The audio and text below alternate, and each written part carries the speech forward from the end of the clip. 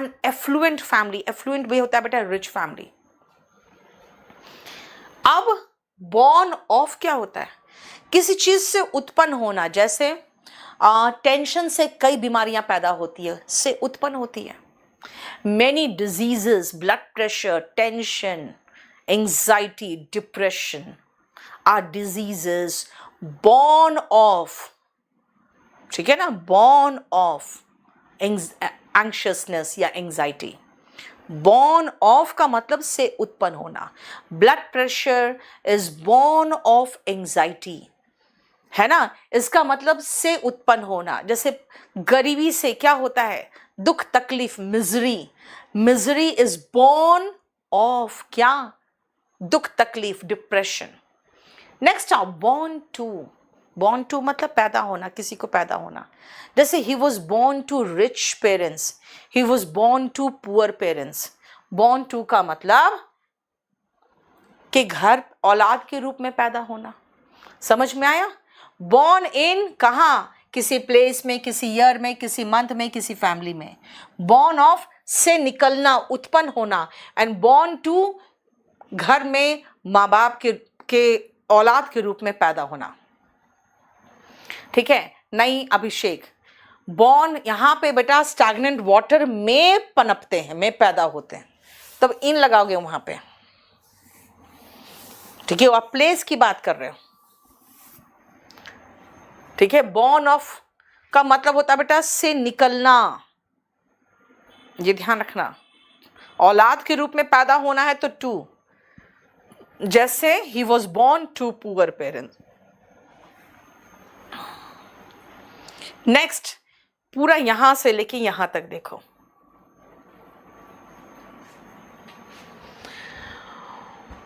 विकास, अगर हम लोग ऑफ वगैरह करने लगे ना बेटा बाकी सब्जेक्ट्स का तो बहुत मुश्किल हो जाएगा, क्योंकि मैथ्स, रीजनिंग, जीएस सब कुछ है। आप आराम से पढ़ लो, बाद में आपको क्या है, वीडियो कोर्स तो मिल ही जाता, वीडियो तो मिल ही जाता है।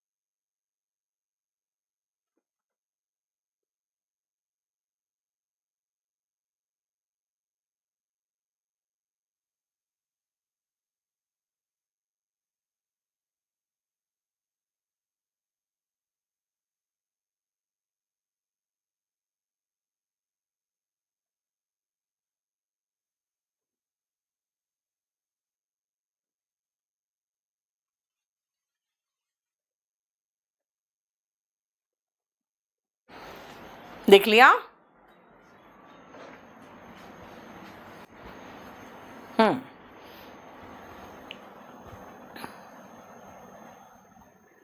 कल वाले एग्जाम बहुत इजी थे, वन वर्ड सब्स्टिट्यूशन जो आपने कराए थे, 3 उनमें से थे। Close test very easy, 2 passive voice question थे।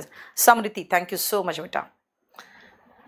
वॉज वर्ड के साथ V3 का यूज होता है बेटा पैसिव वॉइस में। आदित्य, चलो अंतिम दास, आपने कई बार मैसेज कर दिया, आपके पास कॉल आ जाएगा, रुक जाओ। हाँ श्रद्धा, ठीक है, लिख सकती हो। नेक्स्ट ध्यान से सुनना बेटा, need of and need for. अगर मुझे कोई चीज की कमी महसूस हो रही है तो मैं नीड ऑफ कहूंगी। अगर मैं कहूंगी भाई दीवार बहुत गंदे हो रहे हैं, there is need of white washing here, यानी उसकी कमी है, वाइट वॉशिंग की कमी है। नीड ऑफ का मतलब है लैकिंग, जैसे ये गरीब आदमी के पास गर्म कपड़े नहीं है। This poor man is in need of warm clothes. Need of का मतलब नहीं है। और नीड फॉर का मतलब कुछ एडिशनल रिक्वायरमेंट की अगर बात करोगे तो नीड फॉर, जैसे there was a need for further explanation so we googled it. बेटा गूगल को वर्ब के रूप में इस्तेमाल किया गया है क्योंकि ये मॉडर्न इंग्लिश है ना। हमें फर्दर एक्सप्लेनेशन चाहिए था, हमें और डिटेल में चाहिए था, तो हमने क्या किया, हमने गूगल किया। बेटा नीड फॉर जब एडिशनल कुछ अतिरिक्त जरूरी है, एंड नीड ऑफ जब कमी हो, ठीक है। हालांकि ये इंपॉर्टेंट नहीं है, इंपॉर्टेंट है की टू एंड की ऑफ। की का मतलब चाबी। अगर मैं कहूं मेहनत सफलता की कुंजी है, इसका मतलब मेहनत वो चाबी है, मेहनत वो चाबी है जिससे सफलता आप जिससे सफलता आप खोल सकते हो। अब वहां कोई चाबी दिख रहा है कि आपको? नहीं, सिर्फ आभास कर सकते हो, है ना, आभास कर सकते हो, राइट। की टू, जब की रियल नहीं है, की वर्चुअल है, की रियल नहीं है, वर्चुअल है, सिर्फ आभास कर सकते हो, तब आप की टू। अगर आप कहोगे मैम चाबी दिख रहा है मुझे, तब हम की ऑफ यूज करेंगे।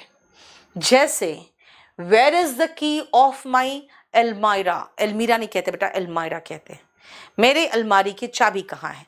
यहां आप चाबी, ओरिजिनल चाबी की बात कर रहे हो। Hard work is the key to success, यानी सक्सेस के लिए हार्ड वर्क एक चाबी का काम करता है। देखो, की टू सक्सेस, वर्चुअल की टू, रियल की जो दिखाई देता है कि वहां पे ऑफ, ठीक है।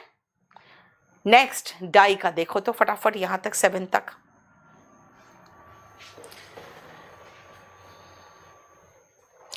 समृति CHSL के लिए बेटा बस मॉक टेस्ट लगाते रहो, बाकी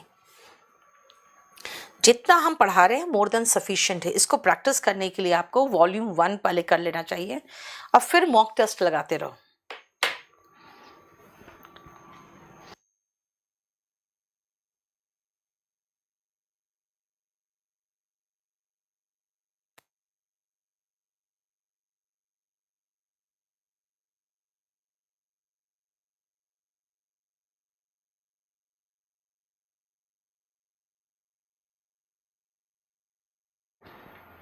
बेटा शशांक, बॉर्न ऑफ का मतलब किसी चीज से उत्पन्न होना, ये मेरे से उत्पन्न नहीं हुआ है, मैं कह सकती हूँ मेरे आइडिया से उत्पन्न हुआ है, ऐसा कुछ।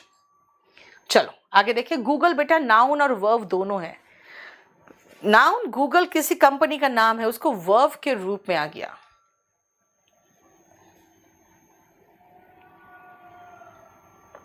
ना हिमांशु, एलमायरा होता है, एलमीरा नहीं। चलो, बॉर्न फ्रॉम, बेटा जब आप रीजन बोलते हो ना तो बॉर्न फ्रॉम, भाई कौन सा रीजन था? थकावट था। वो मर गया कैसे? थकावट से। He died from exhaustion. Die from जब रीजन बताते हो तो, बीमारी से मरना, डिजीज मतलब बीमारी, die of. He died of cancer. भूख से मरना भी डाई ऑफ है। ही डाइड ऑफ हंगर, भूख से मर गया। कहाँ मरा? दिल्ली में। He died in Delhi. देखो प्लेस में डाई इन। किसके लिए मरा? देश के लिए। He died for his motherland. Soldiers die for their motherland. देखो, के लिए मरना, डाई फॉर। जगह बता रहे हो तो died in Delhi, died in may, died in 2009, year के साथ, मंथ के साथ, है ना। लेकिन एक कहावत है, याद रखना, डाई इन हार्नेस, इसका मतलब है थकावट से मरना नहीं। कार्यकाल के दौरान मृत्यु होना। एग्जॉशन का मतलब थकावट होता है। कार्यकाल के दौरान मृत्यु होना यानी जिस समय वो कोई काम कर रहा था, यानी किस बिजनेस में, सॉरी, कोई सर्विस में था, देश की सेवा में था, तो हार्नेस, पहले के ज़माने में क्या होता था ना, घोड़े पे लोग बैठते थे और देश की सेवा के लिए जाते थे, लड़ाई लड़ने के लिए। अगर मर गए तो कहते थे भाई वो घोड़े पर बैठा बैठा वो मरा है, इसका मतलब देश की सेवा में मरा है। तो बाद में हो गया कि इसका मतलब है कार्यकाल के दौरान मरा है, काम करते हुए मरा है, तो इसीलिए फिर हो गया डाइड इन हार्नेस का मतलब है कार्यकाल के दौरान मरना। जैसे Indira Gandhi died in harness, जिस समय वो प्राइम मिनिस्टर थी उसी समय मरी। लाल बहादुर शास्त्री, है ना, दे डाइड इन हार्नेस यानी डाइड वाइल इन सर्विस। और he was killed in an accident. बेटा एक्सीडेंट के साथ डाई मत लगा देना, ये भी याद रखना। एक्सीडेंट में अगर मरता है कोई तो किल्ड वर्ड यूज करते हैं। किल्ड का मतलब हर जगह मर्डर नहीं होता। He was killed in a road accident, देखो, ठीक है। नेक्स्ट आओ,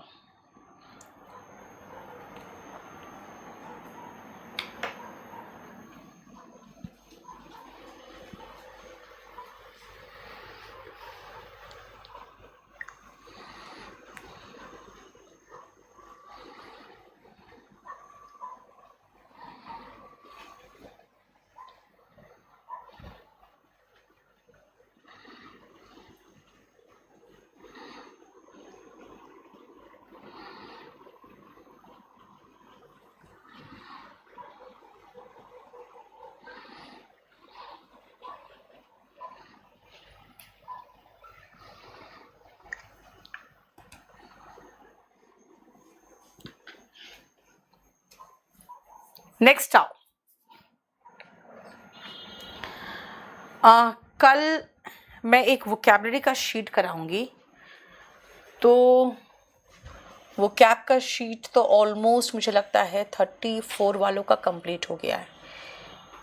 एक बार 34 को भी चेक कर लेना उनका क्या बाकी रह गया।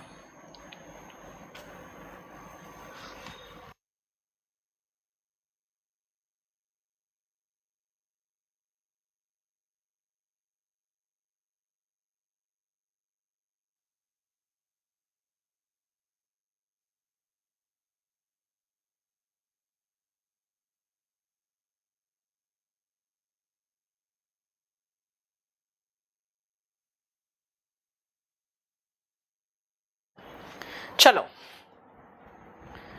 यस रबिन ऑन May 14 या 14th of May। ये जरा विकास कुमार का देखो, स्क्रीनशॉट मार के भेजो। Differ with and differ from. बेटा अगर आपसे मेरा मत एक नहीं है तो मैं आपसे डिफर विथ करती हूँ।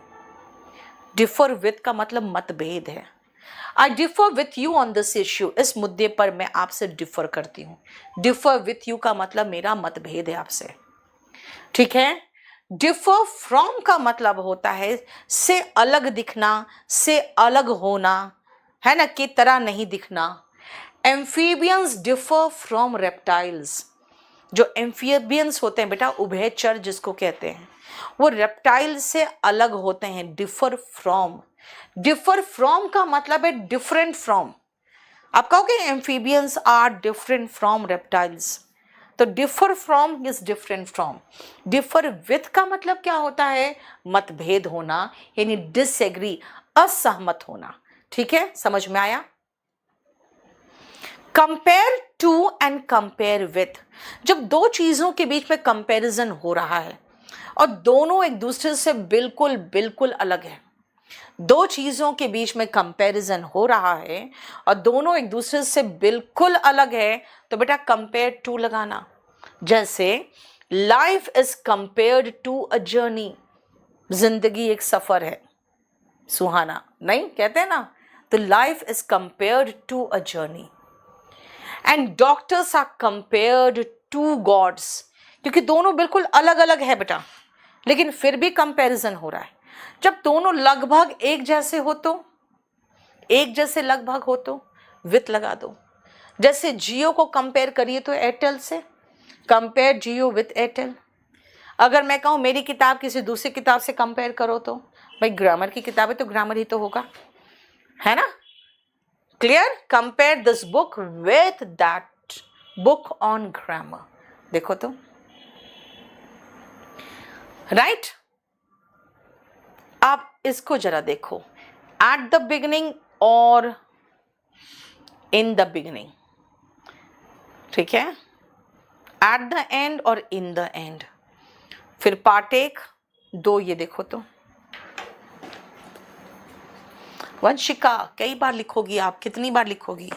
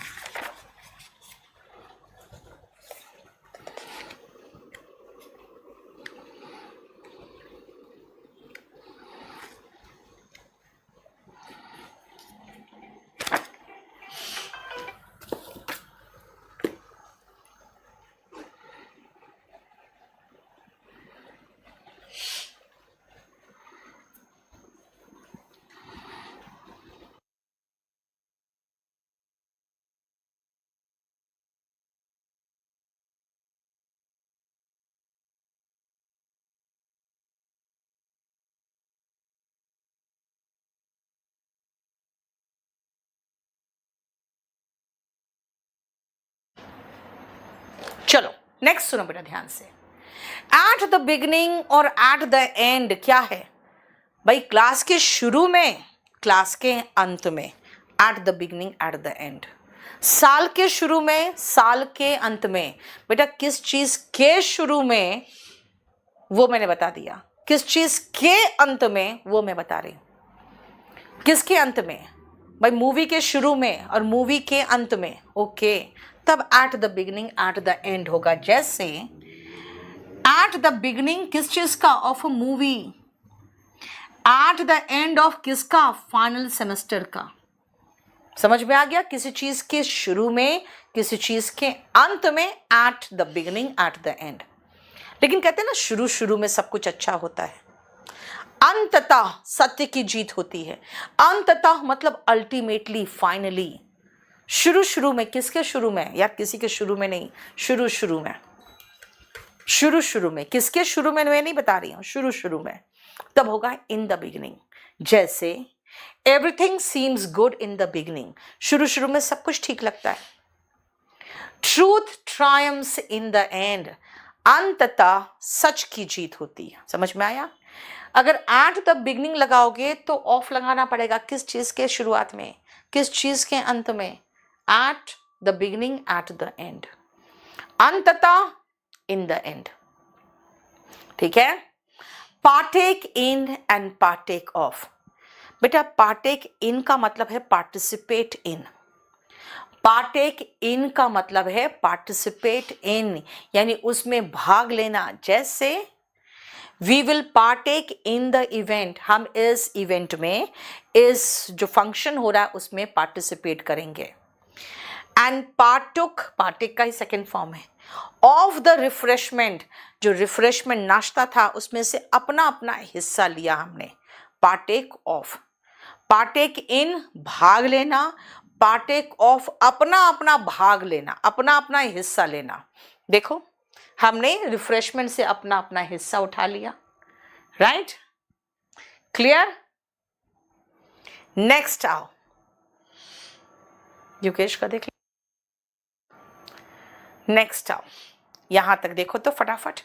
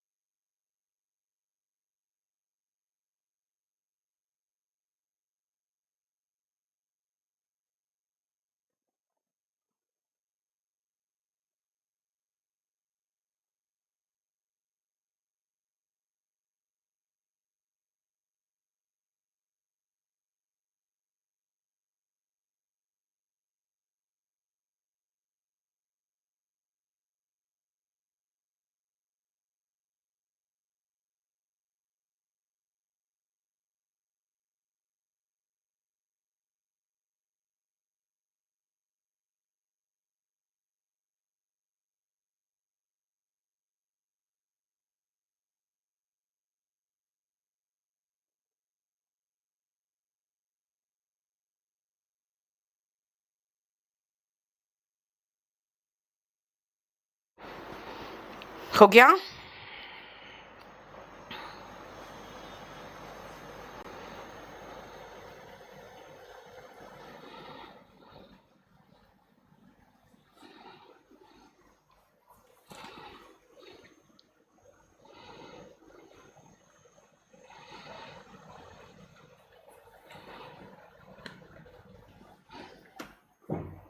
reconcile with and reconcile oneself to। बेटा reconcile का मतलब समझौता करना है ना? अंशु का देख लो। रिकंसाइल का मतलब समझौता करना। किससे? किसी से भी।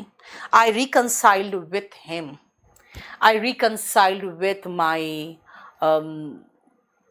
नेबर, यानी समझौता कर लिया, है ना। रिकंसाइल विथ का मतलब हो गया से समझौता करना। लेकिन यार कोई चीज़ ऐसा जो अच्छा नहीं लग रहा है, लेकिन बेमन से ही स्वीकार तो करना पड़ेगा, अपने आप को समझा के। आई रिकंसाइल्ड माई सेल्फ टू, इसका मतलब मैंने समझौता किया किस चीज़ से? हर डिमांड्स, उसकी मांगों से। अपने आप को समझाया, कुछ नहीं कर सकते यार, करना तो पड़ेगा। She reconciled herself to that demands, उनके मांग से समझौता कर लिया। याद रखना, रिकंसाइल के साथ विथ मतलब समझौता करना, रिकंसाइल हर सेल्फ टू मतलब खुद को समझा के फिर भी समझौता करने की बात है। इसका मतलब है टू एक्सेप्ट रिलक्टेंटली, बेमन से ही सही लेकिन स्वीकार कर लेना। ठीक है। Attend, you are attending the class, ये प्रेजेंट है ना क्लास में आप, you are attending the class.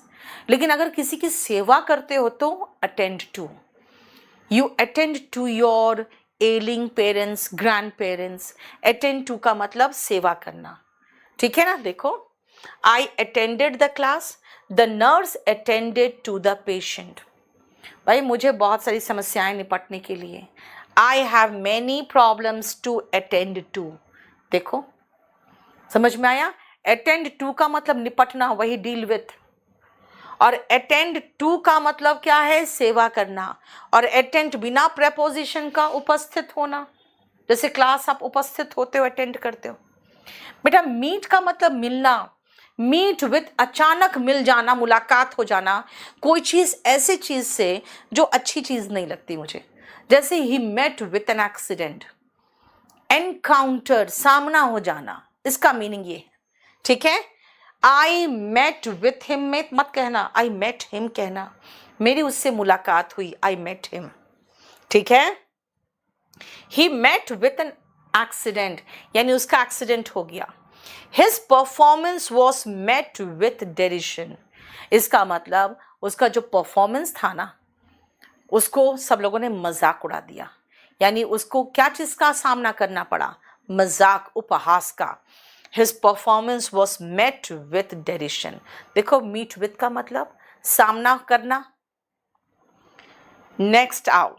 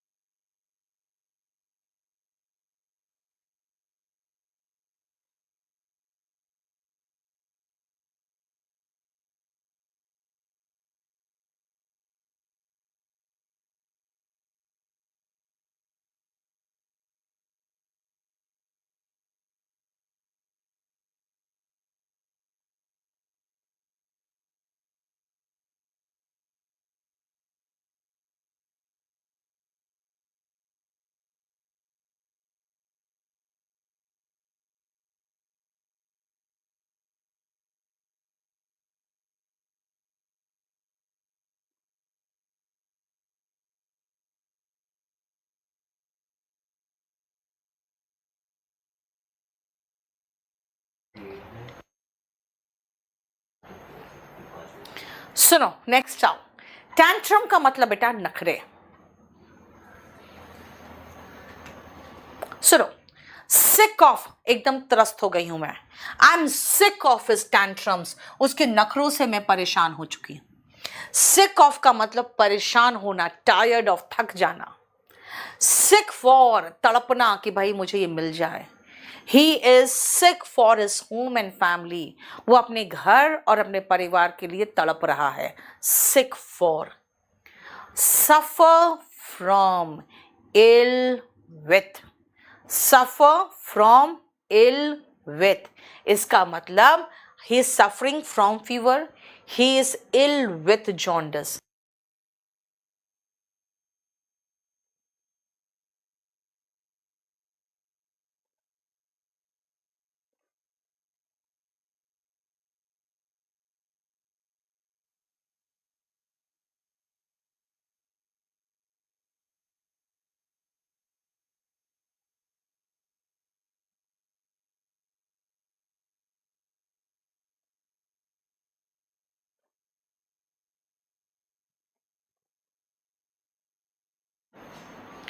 ठीक है. Suffer from, ill with. Count, गिनना. Please count the money, please count the oranges. Count on, पर निर्भर करना. मेरे पर आप भरोसा कर सकते हो. You can count on me. देखो, काउंट ऑन का मतलब भरोसा करना, निर्भर करना. Count on. ठीक है. जॉन्डिस बेटा पीलिया एक बीमारी होता है. क्वालिफाई, अगर आप कहोगे आई क्वालिफाइड टीयर 2, इसका मतलब आप टीयर 2 पास कर गए हो. अगर आप कहोगे I have qualified for tier 2, इसका मतलब टीयर 1 पास किए हो और टीयर 2 के लिए एलिजिबल हुए हो. तो क्वालिफाई का मतलब पास कर जाना एंड क्वालिफाई फॉर का मतलब एलिजिबल होना. He qualified PMT and took admission in a medical college, यानी कि पीएमटी पास किया तो मेडिकल कॉलेज में एडमिशन मिल गया. Hima Das has qualified for the Olympics. बेटा जितने लोग एशियन गेम्स में मेडल लाए सब लोग ओलंपिक्स के लिए क्वालिफाई कर गए, यानी ओलंपिक्स में आप पार्टिसिपेट कर सकते हो. ठीक है. सिक ऑफ का मतलब बेटा परेशान होना. सिक ऑफ जॉन्डिस क्यों कह रहे हो? Free of and free from. Free of मुफ्त, फ्री फ्रॉम मुक्त. जैसे I got it free of cost, मुझे पैसा नहीं लगा, मुफ्त में मिल गया. एंड फ्री फ्रॉम वाइसेस, वह बुराइयों से मुक्त है, उसमें कोई बुराई नहीं है. तो फ्री ऑफ मुफ्त, फ्री फ्रॉम एकदम उससे मुक्त, कुछ नहीं है. सफर झेलना. जैसे अगर मैं कहूं ही suffered heavy loss in the business, यानी उसे बहुत भारी लॉस हुआ बिजनेस में. और अगर मैं कहूं he is suffering from fever, इसका मतलब है वो बीमार है. सफर फ्रॉम का मतलब बीमार होना, सफरिंग फ्रॉम बीमार होना. ठीक है. Change of and change in. आ जाओ नेक्स्ट, आगे देखो.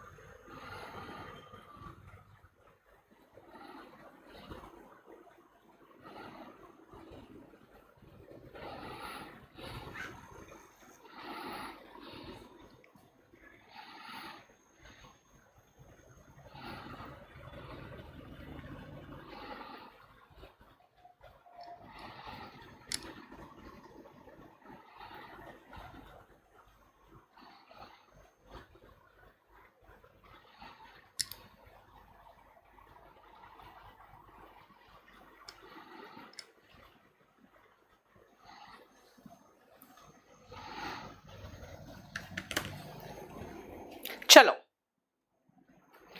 अ चेंज ऑफ, बेटा चेंज ऑफ का मतलब है रिप्लेसमेंट, उसको हटा के उसकी जगह कुछ दे आपको.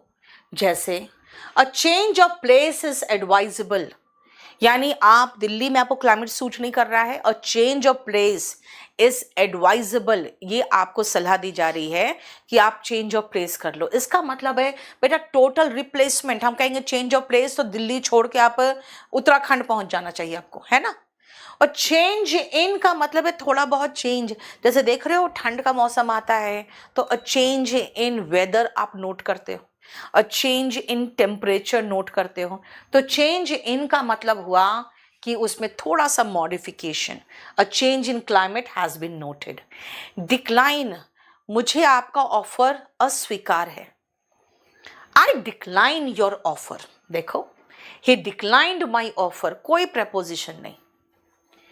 डिक्लाइन इन में गिरावट, जैसे the decline in temperature has been noted, मौसम में एक गिरावट से दिखा जा रहा है। Change in climate, decline in temperature, देखो दोनों में इन है ना। नेक्स्ट सुनो ध्यान से बेटा, डिक्लाइन ऑफ, पतन, जैसे मुगल एम्पायर का पतन, the decline of Mughal empire, the decline of British empire. यानी डिक्लाइन का मतलब क्या है भाई, अस्वीकार करना, कोई प्रपोजिशन मत लगाना। डिक्लाइन का मतलब में गिरावट, तो इन लगा दो। डिक्लाइन का मतलब सत्यानाश हो गया, खत्म, बर्बाद हो गया, ऑफ लगा दो। ठीक है। लास्ट के ये दो देखो, जॉन्डिस बेटा एक पीला सा आंख हो जाते हैं, पीले स्किन हो जाते, पीलिया बीमारी कहते हैं इसको हिंदी में, जॉन्डिस।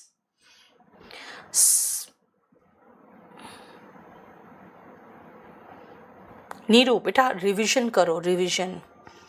आप अभी तक कभी कुछ पढ़े नहीं हो, फिर आप बोलोगे। तो एक चीज़ और बता दूं, अगर आपको बहुत प्रॉब्लम्स होते हैं इंग्लिश में तो स्पोकन से शुरू करो ना आप।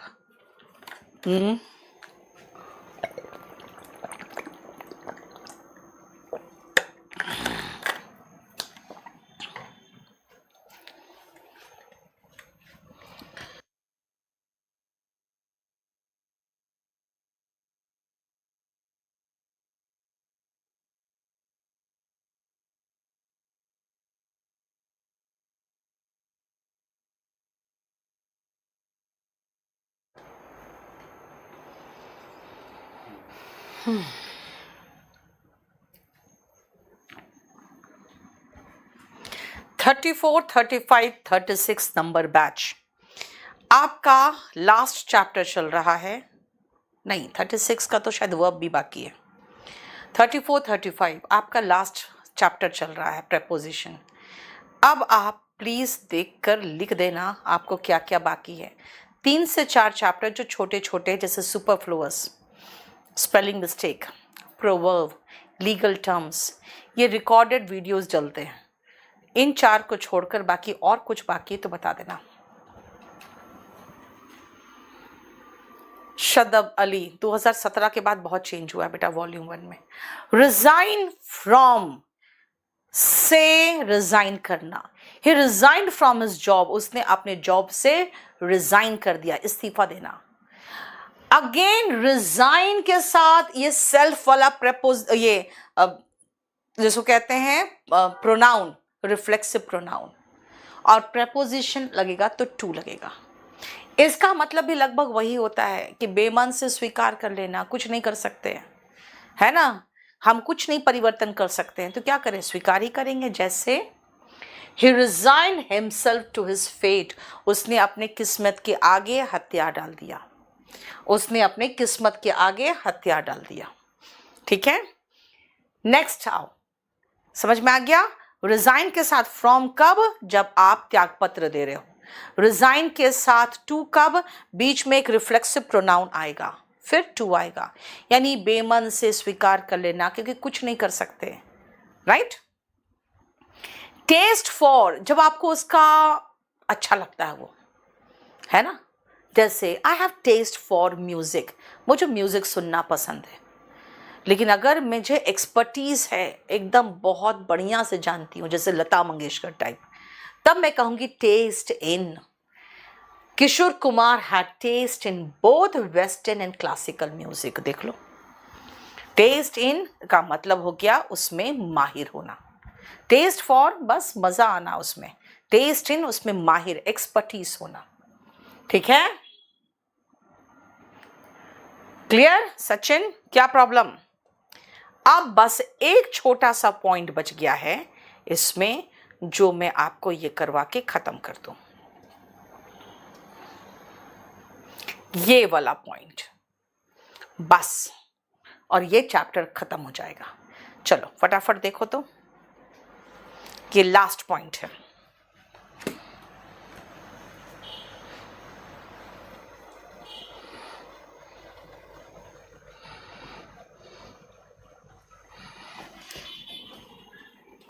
He gave me a pen। ध्यान से सुनना बेटा, जब आप पूछोगे कि मैम डायरेक्ट ऑब्जेक्ट और इनडायरेक्ट ऑब्जेक्ट क्या होता है, तो मैं कहूंगी सुनो बेटा, अगर मैं कहूं आई टीच, तो आप पूछोगे क्या, क्या का जवाब डायरेक्ट ऑब्जेक्ट होता है। अगर आप पूछोगे आई टीच किसको, स्टूडेंट्स, तो स्टूडेंट्स यानी ये इनडायरेक्ट ऑब्जेक्ट है। अगर एक सेंटेंस में ही गेव क्या, pen, direct object, he gave किसको, me, indirect object. Indirect object और डायरेक्ट ऑब्जेक्ट दोनों हो तो बेटा इसको अदला बदली करने पर है ना, कई बार प्रेपोजिशन आ जाता है, कई बार चला जाता है, कई बार प्रेपोजिशन चेंज हो जाता है। जैसे he gave me a pen, he gave a pen to me। देखो, he presented क्या, a watch to me। he presented me आगे आ गया तो with a watch। अब इसको हम समझ लेते हैं एक साथ। सबसे पहले present, give, supply, Bairstow, provide, entrust, सबके साथ टू लगाओ। कब? अगर पहले डायरेक्ट ऑब्जेक्ट हो तो, जैसे क्या, जैसे he presented a watch to me, he gave a pen to me। पहले डायरेक्ट ऑब्जेक्ट है तो टू लगाओ, पहले डायरेक्ट ऑब्जेक्ट है, ओके डायरेक्ट ऑब्जेक्ट है, हाँ ये डायरेक्ट ऑब्जेक्ट है। he supplied the material to him, I provided the material to him। फिर entrust, he entrusted, entrust का मतलब होता है बेटा विश्वास करके देना। he entrusted क्या, responsibilities, कुछ जिम्मेदारियां, to him। मैंने क्या कहा, give, present, supply, bestow, provide, entrust के बाद टू लगाओ। अगर उसके बाद डायरेक्ट ऑब्जेक्ट हो तो पहले डायरेक्ट ऑब्जेक्ट और फिर इनडायरेक्ट ऑब्जेक्ट हो, यानी किसको दे रहे हो वो बाद में है, क्या दे रहे हो पहले है, तो कहेंगे ही गेव क्या, अ पेन टू हिम, यानी इनडायरेक्ट ऑब्जेक्ट बाद में। फिर वापस आओ, ही प्रेजेंटेड, अब इनडायरेक्ट ऑब्जेक्ट पहले लगाऊंगी तो क्या होगा, he presented me with a watch, he supplied me with the material, he bestowed me with the title, he entrusted me with the responsibility। Bairstow का मतलब बेटा नवाजना, कोई चीज एक सम्मान के साथ देना किसी को। समझ में आया? ध्यान से सुनो, सप्लाई, प्रोवाइड, एंट्रस्ट, ट्रस्ट के साथ देना एंट्रस्ट, बेस्टो के बाद अगर इनडायरेक्ट ऑब्जेक्ट पहले आ जाए कि किसको दे रहे हो वो पहले आ जाए तो उसके बाद विथ लगाना। समझ में आया? देखो एक साथ इकट्ठे बता दे रही हूं मैं कि give, present, supply, Bairstow, provide, entrust के बाद अगर डायरेक्ट ऑब्जेक्ट हो पहले तो टू लगाओ, सप्लाई, प्रोवाइड, एंट्रस्ट, बेस्टो और प्रेजेंट के बाद अगर पहले डायरेक्ट ऑब्जेक्ट हो, नहीं पहले इनडायरेक्ट ऑब्जेक्ट हो तो फिर विथ लगाओ। है ना? समझ में आया? अब आओ, she gave the dog biscuit, बेटा इसका मीनिंग तो ये लगा निकल भी जा रहा है जैसे कुत्ते का बिस्किट दे दिया। इससे बेहतर अच्छा, अगर दोनों में से मैं कहूँगी बेटा कौन सा ज़्यादा अच्छा लग रहा है आपको, तो कहोगे मैम इसका मीनिंग थोड़ा ज़्यादा सटीक निकल रहा है। She gave biscuits to the dog, इसका 2 मीनिंग निकल जा रहा है, इसलिए 5 को अगर सेंटेंस इंप्रूवमेंट में आ जाए तो मैं कहूँगी भाई इसका तो 2 मीनिंग निकल रहा है। उसने कुत्ते को बिस्किट दिया और उसने कुत्ते वाला बिस्किट दिया, तो बेटर क्या होगा, उसने बिस्किट टू द डॉग, ये बेहतर होगा, है ना। हाँ, बेस्टो 9 नंबर देखो, he bestowed the title upon him, ऐसा लग रहा है जैसे कि सर पे एक ताज पहनाया है, bestowed the title upon him, upon, ऐसा फीलिंग करो, ठीक है। 1 में विद कैसे लगाओगे बेटा, पहले अगर आप कहोगे कि अच्छा गेव, नहीं, गिव का मैंने वो लिस्ट में ही नाम नहीं है। सप्लाई, प्रोवाइड, इंटरेस्ट, बेस्टो और प्रेजेंट, उसमें इनडायरेक्ट ऑब्जेक्ट पहले आए तब विद आएगा, समझ में आया। Yes, there are many rules in preposition. अभी तो आप प्रेपोजिशन रटना शुरू करो, आज परसों आपको फिक्स प्रेपोजिशन से क्वेश्चन कराऊंगी मैं, ठीक है। इनको अब याद करना शुरू करो। इसका एक एक्सरसाइज है जिसमें 357 क्वेश्चंस है, ठीक है। टीयर 1 लग रहा है कि निकल जाएगा। टीयर 2 की तैयारी कैसे करें बेटा, टीयर 2 या तो अपने प्रैक्टिस करते रहो, नहीं तो एक मैंने टीयर 2 का एक बैच लेके आई हूँ, टीयर 2 CGL का, और उसमें टैगलाइन ही लगा दिया है कि वही एडमिशन ले जो कहीं ना कहीं पढ़ चुके हैं या कभी ना कभी पढ़ चुके हैं, क्योंकि उसमें मैं ये सारे बेसिक चीज़ें नहीं कराऊंगी, उसमें सिर्फ प्रैक्टिस होगा, क्योंकि मैं उसमें एडमिशन भी बहुत लिमिटेड लूँगी, क्योंकि उनका खाली मुझे प्रैक्टिस कराना है, मुझे उसमें से टॉपर्स निकालना है। तो उस बैच में तभी एडमिशन लेना जब आप अच्छे से तैयारी कर चुके हो तभी, ठीक है। क्या है ये, तबीयत बिगड़ गई थी बेटा, तबीयत बिगड़ गई थी तो अभी पढ़ो ना, आप क्या करोगे। हाँ, क्योंकि आपको कोई नया चैप्टर जब भी शुरू करूं तब करो। कल मैं कुछ जिनका वोकैबुलरी के शीट्स जिसके बचे हुए हैं जो क्लासेस के, बस उनका ही कनेक्ट करूंगी, बाकी 34, 35, 36 का सारा कंप्लीट हो गया है। 37 के बाद से कनेक्ट होगा कल वोकैबुलरी में। कल शाम को 6 बजे वोकैब होगा, आ जाना। अब देख लो क्या क्या प्रॉब्लम है, निपट लो।